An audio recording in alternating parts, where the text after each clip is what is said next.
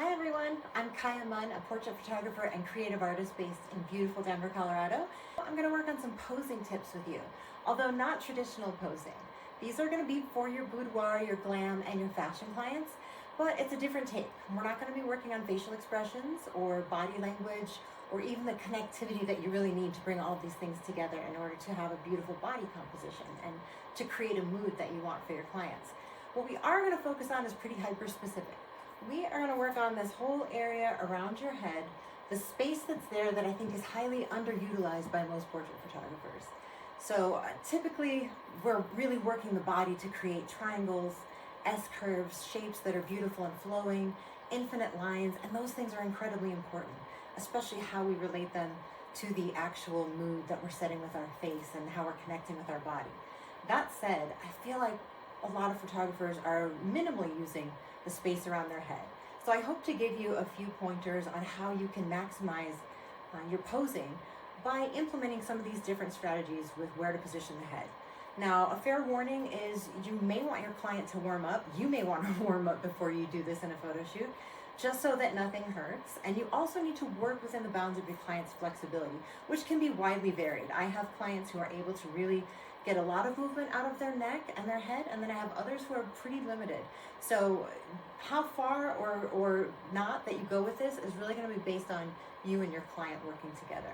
But let's start just by thinking about the space right here. My eyes are straight ahead, my shoulders are down, my head is in alignment with my body. This is kind of your first position for your face. If I tilt my chin back, I can go 45 degrees and have a new angle. I can continue on, and I can go all the way back. And anywhere in between is fair game. I can do the same moving downward. I can go to a 45-degree angle. I can continue to go further. And if you go further, you may notice that for someone like myself who has deep set eyes, occasionally that can kind of make you look a little sinister. If you just tilt your head a little bit though, you can bring it back into a more communicative, sensual range. So we can go all the way back, we can go all the way down. Staying on the same plane where my body is in complete alignment, I can turn my head to the right to give a profile. I can go straight up and anywhere in between. I can go all the way down and back. Do this with me. If you're not doing it with me, I want you to try. We're going to take it to the other side. Look to your side, go straight up and straight down, and come back to me. And you're probably thinking, okay, that's pretty simple. You went up, down, side, up, down, side, up, down. Yes, correct. Now let's add in some variety. Let's go from the straight position and let's tilt our head and let's come back and back to center. Keep that tilt established as you go down to the corner, your lower quadrant. Come back up and back to center. You can also tilt your head directly to the side and go back from there and down from there. Come back to center. Give me a slight tilt, like a 45-degree angle. Good. Go back up, center, down, and center. And same thing, you can take it to the side and go back and go down. Now we have everywhere in between. We are not just limited to these stiff staccato movements. So I want you to think about this circular space around your head and body.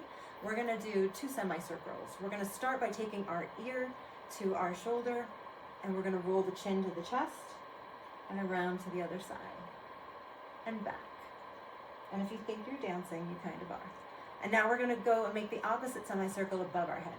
We're going to go up and around and up and around. And now you may be thinking, why is she doing all these things? I don't know how I'm going to implement this with my clients. Before we get there, I want to take you from side to side and show you can do the exact same movements, but they are going to look slightly different. So if we just turn our body to the side, we can do the same thing here. I can give you the profile, go straight up, straight down, looking out. I can do the tilt. I can do the tilt down. I love the stool. I'm going to swing around to the other side. I can do the same thing here. Look at you, which is really the side, if you consider this center. I'm just coming to my side profile. Go up, go down. I can tilt the head in the opposite direction. If you start to think about your head as a posable piece of your body, you're going to really open up the amount of variety that you can get out of your clients. And really, variety is about not only giving them confidence, allowing them to see themselves in a beautiful, different way, it is also selling more images. And that is really, all of those things are my goals as a portrait photographer. I want to inspire my clients, I want to uplift them, make them feel beautiful, and I want them to buy their images. And if they have 10 images from a set where every pose is this kind of classic, beautiful pose, but it doesn't really change. My head is here. Even if my hands change, my face might change a little bit, it's pretty much the same pose. And so all they have to do is say, oh, I want the 1 out of the 4. That's not what I want. I want them to be able to look at everything and say, how can I possibly leave without getting all of these? So the exercises I want you to practice as a photographer so you can direct your client appropriately is I want you to practice either with this video or in front of a mirror, preferably after you've watched it, going through all of the different motions and trying to make them really smooth. And I want you to think about how you can add them in to your clients when you're posing them and which ones would be good for different sets. And you're also going to learn that different angles of different people's faces are going to work better than others. If you don't already know this, you should. Most clients have a preference on which side of their face they prefer. If you're not sure, check out their Instagram, ask them to send you a selfie. If they part their hair on one side, it's usually that side that is more prominently shown to the camera is the one that they prefer. Some people are very symmetrical and they don't really have a preference, and that's okay. If you can't tell by looking at images online, just ask them. Ask them if they have a preference. That is also a good tip for what will help you to sell more images. Because if I hate this side of my face and you take 100 photos of this side of my face and you didn't know that, when I see them at the reveal session, at the ordering appointment, I'm likely to be like something's just not resonating with me, even though you as a photographer love your work and think that you really caught my good side, even though I don't think it is. So working your way through all of these angles is a great way for you to see what looks great, and you can also show your client in the back of the camera and get their opinion on what looks great. So without delving too deep into facial expressions or the connectivity to the body and body language, I just want to give you a small demonstration of how real-world application can be on your photo shoot. So you can take any of these different positions, work the face in different ways, work the angles. It's always constantly changing, having your client having different moods and emotions and bringing it back. Making sure you do the diagonals, making sure you're working the body. And by the way, me rotating on the stool, besides being fun, is also a reminder that all of these things can and should happen from different angles. So if you're shooting your client straight on with all of these different positions, that's great, but it's still limiting. So make sure that when you're thinking about how to apply it during your photo shoot, that you are actually turning your client.